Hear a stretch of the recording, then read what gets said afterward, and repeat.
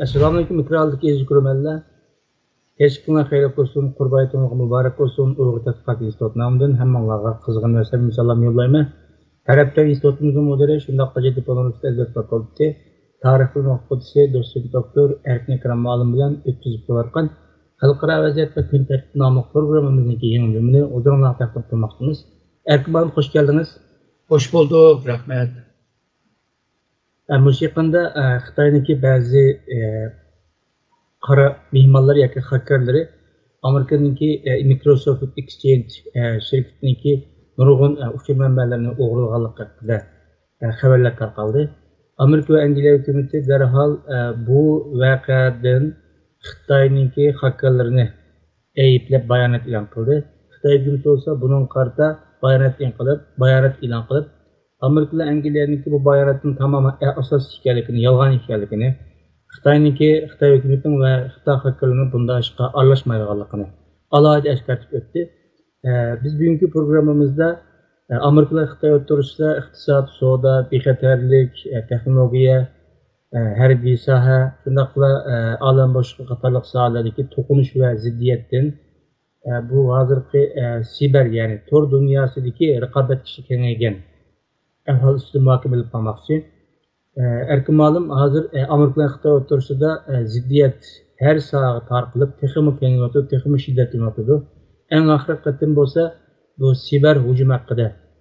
Siber hujum sababli ikki davlat o'rtasida yana surkilish texnik keskinlashdi. Bu yaqinqi kunlarda Xitoy davomli xalqaro kun tartibida siber hujum bilan kun tartibga o'tadi. Ras Amerika va Angliya degandek Xitoy bu sohada hakikaten bu qatim hujumni elib bağlanmadı yoki Amerika bilan Angliyaningki bu ayblashlarning asosi bormi yo'qmi? Siz qanday qaraysiz? Şimdi normalde qaysi devletten şu siber urushni başlattı deganni yüz bilemizmi? Ma'lum qayerdan harakat qilib, qayerdan kirib, qayerdan chiqqanligini takip qilib bo'ldi. Xuddi zehir bo'lgandek pan zehirmi bor? Yani sen onu kılalısan, onu mu takip kılalaydigan teknoloji mi bağımdı? Şununla bu Amerika yakında tört Xitayni jazalaymiz deb ilan qilgan qarganda, o kim ve ismi nima, cismi nima, hammasini bilib ketgan gapimdi. Şununla bu Xitay qilmadi degili bo'lmaydi. Hamda bu Xitayninki bu xil siber hujum qilishi yalnız ve yakınki bir zaman emas. Hatta şu Barack Obama'nınki vaxtidimi Xitay bilan şu siber xavfsizlik meselesinde bir kelishim qilaylik deb Amerikani talab qilgan. Hozirgacha ikki davlat arasında bu mesele hal bo'lmadi, yani bir kelishim bo'lmadi. Shundaqla şu dünyada nurg'un devletler yani bir devletlerge karşı müşna siber hücum kılıvadıdı. Sebep tabii ki bazı malumatlarını iliş, ya ki onunki bazı esvaplarını bozuş ve şundakla bu bozuşla birlikte cemiyette bir mukumsuzluk ve psikoloji cidden bir işençsizlikini peyda kılışandı. Kıl sebepler kılıdı bunu. Yani bunda jığıp gelgen çağda Xitayninki Şanghay'da ve Hong Kong merkezli Amerika kartılgan bu hücumlar yakınki bir kaç yılın işemez. Bu en az da 10-15 yıllık bir ötmüşü var. Şundakla Amerika mı Xitayninki bazı idarlarını takip kılış ve bazı şirketlerini takip kılış için Amerika mı kılıvadıdı, Rusya mı kılıvadıdı? Orta haldaki devletler, şu teknolojiye ilgi olan devletler var. Bularını, bu siber uruşunu, siber hücumunu kılıp kelivadıdı. Hoş. Malum bu haberlere qaragan chaqda bu Xitoy xakerlarininki Amerika şirketleriga hücum qilish sababiniki amaliyotda Amerikaninki cho'ng shirkatlarini kuzatish va nazorat qilish shundaqla jasuslik faoliyati haqida ekanligi bildirilyotdi. Sizin bu şuningki bu bir asosi bormi? Aşındak bir netice çıkanlığını Amerika asan tapalaydı. Çünkü birisi kirgenliğini ve bir yerde bazı malumatlarını o'g'irlanligini yoki bir siber xavfsizlik chetda bir bo'shliqni topgan vaqtida bu bo'shliqqa kirib müküylib ve şundaqla aşağıdaki taraqqiyotni, yani bu tordaki hareketlerini takip qılalaydı. Ta ki Amerika onu bilib olgan vaqtida o bo'shliqni to'ldirib etgan vaqtida Xitoy bu yerga kirolmay qoladi.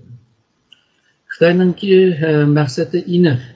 Ba'zi hukumatninki torlarga kirib o bir ministerlikka kirdi deyli. O ministerlikninki maaşını qanday taqatqanligidan u yerda qaysi adam boshliq va qaysi adamni yutkaydi, qaysi adamni qaysi vazifa berdi degan yema qiziqadi Xitoy. Bu yalğızla bu hukumatga qarshi emas, misolga bu harbiy Pentagon'unki tor betlarga ta şu 2000'li yıllardan itibaren kırıp aşında izletti. Yani Amerika'nınki harbiy planlarını, hareketlerini ve şundaqla Xitoyga karşı qandaq planları var, qandaq icraatları var, Asya Tinch Okyanusu'nun siyaseti qandaq oldu, onu mu takip qilib kelyapti. Ba'zi yer kelgan chog'da buzishga tirishadi. Misalga Amerika'nınki bir idareninki, misalga TOK idaresi deyli. TOK idaresi kirib bu yerda bir bozgunculuk qilgandan keyin TOK kesildi. O necha yil evvel Ukraynada meydanga keldi. Onundan keyin bu Türkiye'de mi o'xshash ahvollar bo'ldi. Misalga bu 10. ayda Hindistan'daki Bombay şehrininki elektrik kesilishininki sebebini Xitoydan ko'rdi. Yani demek ki bundaq sabote qilish, yani bozuş qilishga tirishyapti. Ham ma'lumot ilishga tirishyapti. Şu internet paydo bo'lgandan beri nurg'un davlatlar veya idoralar, shirkatlar o'zininki ma'lumotlarni shu dijital holda saqlashni uygun ko'rgan ahvollar bor. Hem de sen bu dijital saqlashni paydo qilgandan keyin xalqlar shu tor yo'li bilan ashyaga kirib uni izlashga tirishadi. Misalga deyli, şu ticaret cihette, enerji ticaretindeyli. Misalga Rusya neftni yoki tabiiy gazni Germaniyaga qancha pulda sotadi. Başka Avrupa devletleri qancha pul sotadi. Xitoy buni o'rganishga tirishadi. Çünkü bu neftninki tabiiy gazninki setishninki bahası bu bir maxfiyatchi. Her devletke satkan bahasını deb bermaydi. Xitoy ham da Rusiyadan tabiiy gaz ilish uchun Rusiyaga kirib u yerdan o'rganishga tirishadi. Bu ma'lumotlarni bu tor orqali, tor yo'li bilan ve seninki xavfsizlik chetda, yani seninki bu siber xavfsizlik chetdagi bo'shliqlar ve kamchiliklardan kirib onama qilalaydi. Buron hem de bunda istihbarat yig'ish, hem de şpiyonlarni avtadi, şpiyonchilik bilan bularni hal qilishga tirishadi. Xitoy 1990'larda misalga ba'zi Amerika'nınki jurnallaridan ba'zi istihbaratlarni yig'adi. Ba'zi shirkatlar bilan o'rtak bo'lib, o shirkatninki maxfiyatni qo'lga tushirishga tirishadi. Yoki shirkatning muhim injenerlarini setib olib, yoki ularni Xitoyga yig'inga da'vat qilib, onun kompyuteriga kirib bir narsalarni izlab qiladi. Hozir hamda bevos tarbiyalangan qo'shinlar shunday ma'lumotga erishish uchun tirishyapti. 2016-2017'de Xitoy bunga ahamiyat berishga boshladi va nurg'un universitetda shu siber hücum qilish va yoki hücumga qarshi mudofaa qilish chetda ba'zi darslarni ochgan bo'ldi. Yani o'zininki mushu chetda ham mudofaa qila oladi, ham hücum qila oladi, odamlarni yetishtirib kelyapti. Amerika'nınki ba'zi ma'lumotga qaraganda 2018gacha Xitoy Xitayninki hərbiyə bağlanğan bəzi qoşunlar bu işini qılıb deydi. Amma 2018'den keyin şu Xitayninki xəvfsizlik yoki istihbarat ministerliği tərəfdən bunu təşkil qilish başladı deydi. İsim var özü yokmuşlar şirketini kurup şirketin namında Amerika'ya hücum kılıvadı. Hem de Amerika tepip bunu cezalayımız diyen vakitte yani hükümet ile ministerlik ile münasebet yok şahsının ki işi değiş için bunu kılıvadı. Bu şekilde izlep kılıvadı. Ve şu internet peyda bolğandan keyin bununla birlikte şu siber xavfsizlik cəhətdə Xitay bu texnologiyani en yaxşı faydalanğan devletinin biri. Çünkü tərəqqiyat qılıvatıdır, nurgun sahada yetişiş lazım. Bu sahalarda yetişəmirsə, hem de Amerika'ya ama taqabül turamaydı hem de. Misalға sunni akıl cəhətdə nurgun malumatına ihtiyaç var. Kuantum hesaplama deyilən texnologiya erişib tırışvadıdır. Yerim ötküzüş güç tıbbi cəhətdə misalға biyologiyalik texnologiya doğru misalға yeni doğrularını işləb çıxarğan olsa Xitay şu yoldan o doğrunu işləb çıxarğanı öyrəngəndə özünə cıq məbləğ samay turuplar xətmin qılğan təyyar doğrunuma oğullar işitişdə tırışıdəndi. Ondan keyin aləm boşluq texnologiya yema ihtiyaç var Xitay. Bu cəhdəmə tırışvatqanını görüyordunuz. Bunu şu siber enerjiyle həll qilishga tırışıyordu.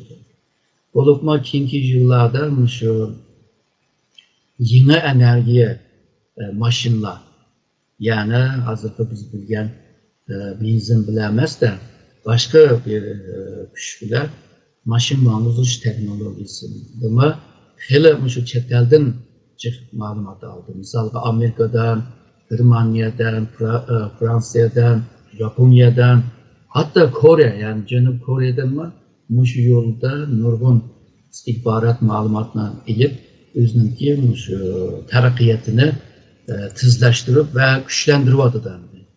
Şununla bu Xitayninki tərəqqiyatı yani güçlü devlet buluşu ve Xi Jinping'in davatqan kudretlik Xitay devletini yasab çıxışı üçün yoki bunu aşın seviyede ekiliş üçün əvvəlcə deyilən malumatda ihtiyac var. Bunu hazır biz davatqan siber hücum qilish yoluyla bu malumatlarını, teknolojiyle münasebet malumatlarını yığıb kelivatıdır.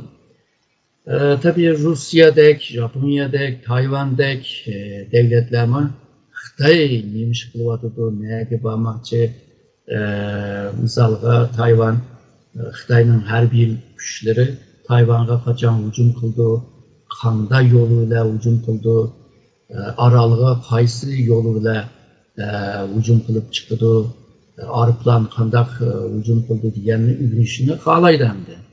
Şununla əslində yalnızla Xitayımız, hem de Xitay köpərək qılğaşqa xalqarada bu paş qılıvadıdır. Nurgun devletler bu işini qılıvadıdır hem de küçük yetkicəndə.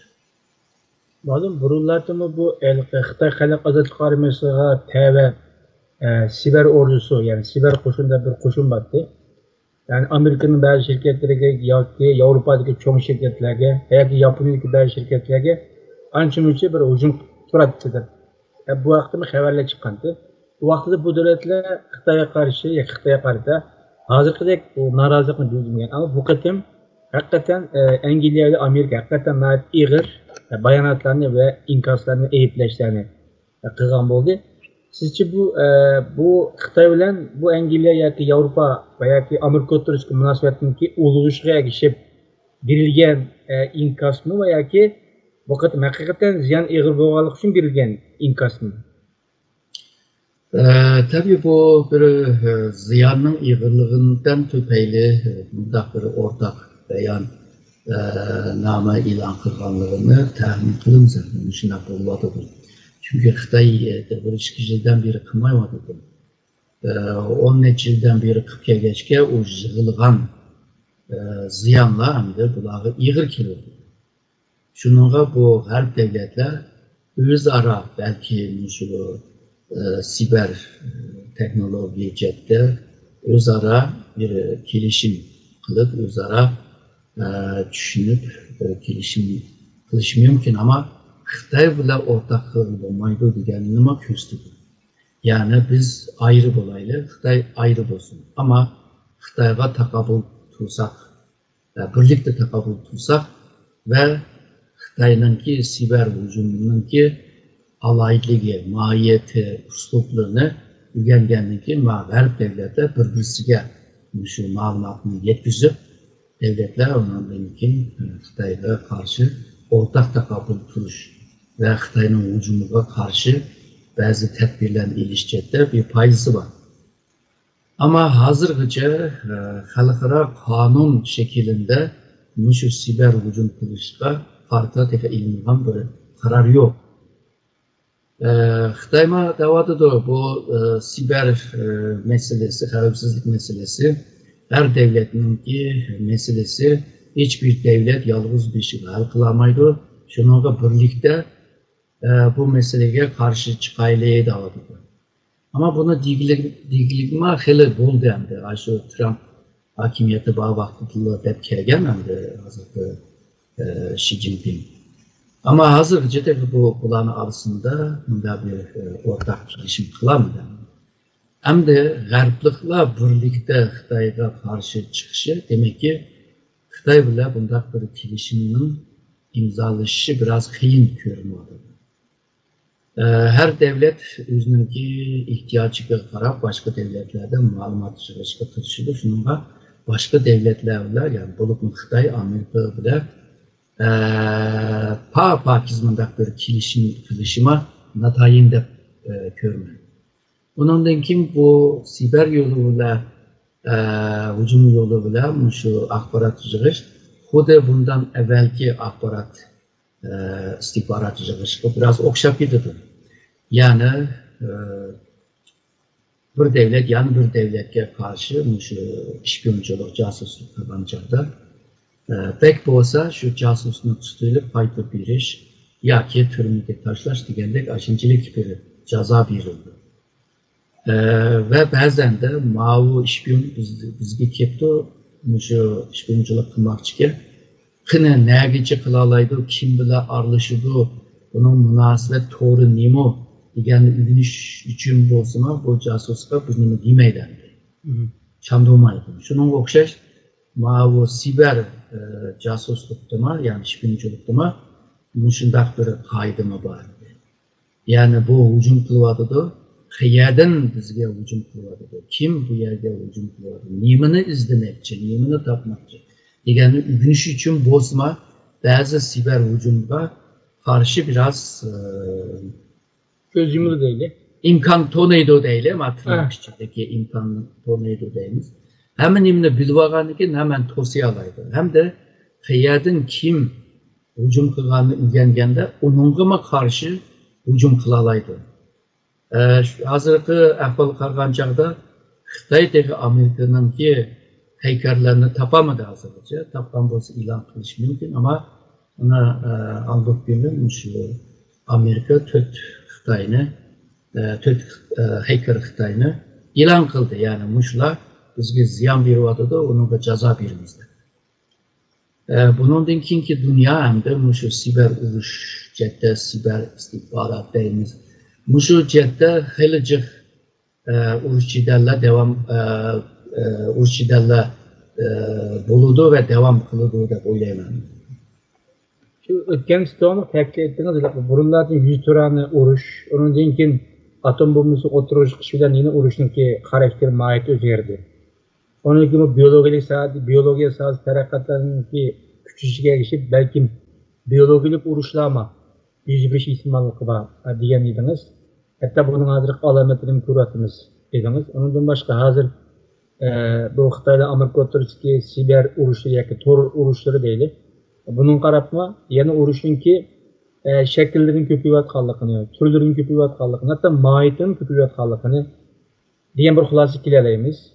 Mushundaq qilib urushningki xarakteri o'zgaraversa, yoki biologik urush, siber urushi degandek urushlar chiqib tursa, bu dunyoninki bundaq vaziyatiga ta'sir ko'rsatish nuqtasini qanday bir nimasi bor, kuchi bor. Hem Yoki de dunyoning tartibi o'zgaramdi, yoki dunyoniki hujum bo'layotgan, hakim bo'layotgan kuchlarninki nufuzi o'zgaramdi. hem de yüksek teknolojiye ilgi olan devletler hem de bu üstünlüküne koruyalaydı. Hem de bir canlı nimişke başladı diyende hem de siyasi cetten bir üstünlüküne koruyalaydı. İktisat cetten bir paydını koluna düşürür ve şundakla xavfsizlik muhitini yaratış hem de. Şununla bu canlı başladı. Hem de canlının ki uslubu ve şekili teknolojinin terakkiyetiga qarab özgürdü. Şununla kelgüsünde ve hazır mı başlap oldu bu? Şu siber uruşlar, siber canlı ebekmen diyen menfaat için başlap oldu hazır. Şununla bunun ki canlı netçe katlamda başlaydı hem de. Eneni boğan kuruklukta, denizde, bunun için havada uruşu dendi. Bundan başka misalga biyolojik uruşma hazır başlavadıdı. Bazı mütehassisler ötkenki programda mı dedi? 3. Dünya uruşu aslında biyolojik uruşu buludu. Bundan başka alem boşluktaki uruş ötkende bir programda mı dedi? Hazır hem de şu siber uruşu. O xil uruşlar hem de ahvalıga qarab, muhitga qarab, niyetiga qarab hem de işiltidi bularni. Ama en qiyin bo'lgan bence şu siber uruşu deb o'ylayman hozircha. Bunun sebebi birisi bu yeni. Bunun hakkında nurg'un narsalarni bilmagachga bu qiyin bo'ladi, murakkab bo'ladi. İkinciden bu kimning bu cette teknolojiye ilgi bo'lsa, hatta mutlak bir üstünlükne qo'g'day olsa, o hem de yengvaldi qolgandi. Ama bunda teknolojini yalnız da Amerika emas, İngiliz ya da Germaniya emas, Xitoydek, Hindistondek, Japonya'dek, Janubiy Kore'dek devletler malum seviyede bunda bu teknolojiye ilgi bo'lg'achqa bu uruşunki qiyin ve murakkab bo'lganligini yani gösterdi. Şununla bu teknolojininki terakkiyati bilan birlikte bazı devletler üzüp çıktı. Üzüp çıkandan keyin qolgan devletlerge karşı bir üstünlükni kazanğachqa ularga bisim işitdilaydigan holga keldi. Misalga an'ana uruşlarda bu devletni işgal qildi, toprak zeminge hakim bo'ldi. Şununla iqtisod chetdan şu yerlik mahsulotlarga ega bo'lgandek, nüfusga ega bo'ldi, toprakka ega bo'ldi. Bu siber uruşda xalqninki topraklarga ega bo'lishini hojat yo'q. Hem de o nüfusga ihtiyoji yo'q. Mushu uslub bilan albatta degan mushu nima deb urishsa degan maqsadga erishalaydi. Ashunga erishgandan keyin qolganiga ehtiyoj tuyulmaydi. Ya'ni qolgan uslub, qolgan qoidalarga ahamiyat berishni hojat yo'q. Bunda deb kelgan chog'da mushu texnologiyaninki taraqqiyoti bilan va kimning bu texnologiyaga ega bo'lishi o canlı kurtuluşunki bir asasını kurup çıkıdı. Asası buldu. Ama küçüke ilgi bulunmuş teknoloji, küçüke ilgi bulup eğer de bunu planlıkla yani akıllık bir plan bile bunu manzamısı ama o teknoloji kolda kalıdı. Eğer de bu devletler misalga Xitay'ın değil, ben 2049'gacha dünyanın en çok devlet bulumen dese, evet ben degandek nurgun sahalarda özüne en güçlü halıga ekiliş lazım yetmagan yerga, texnologiya yetmagan yerda siber hücum bilan uni ma'lumotni, istihborotni yig'di va o'zini taraqqi qildi. Amerikadagi bir davlat bo'lsa, hozirgi siyosiy ustunlik mavjudiyatini qo'g'dab qilish uchun bo'lsa, xalqlar nima ish qilyotdi va xalqlar mana hujum qilsin deb bu jihatdan tirishidandi.